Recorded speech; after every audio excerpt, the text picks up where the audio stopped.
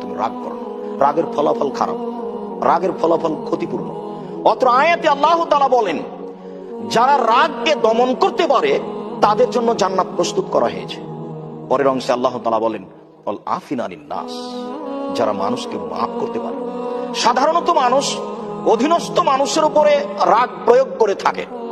মানুষ যখন তার অধীনস্থ মানুষকে মাফ করতে পারে, বা যারা ক্ষমতাশীল হওয়ার পরেও ক্ষমতা প্রয়োগ করে না, মাফ করে দেয়, এদের জন্য আল্লাহ তাআলা জান্নাত প্রস্তুত করে রেখেছেন। সম্মানিত মসজিদের মুসাল্লি, অত্র আয়াতে আল্লাহ তাআলা জান্নাত প্রস্তুত করে রেখেছেন যেসব মানুষের জন্য, সেসব মানুষের তিনটি গুণের কথা বলেছেন।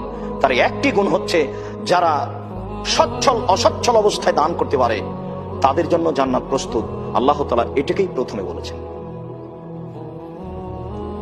আল্লাহ তাআলা অন্যত্রে বলেন, ওমা ইউকা শুহা নাফসিহি,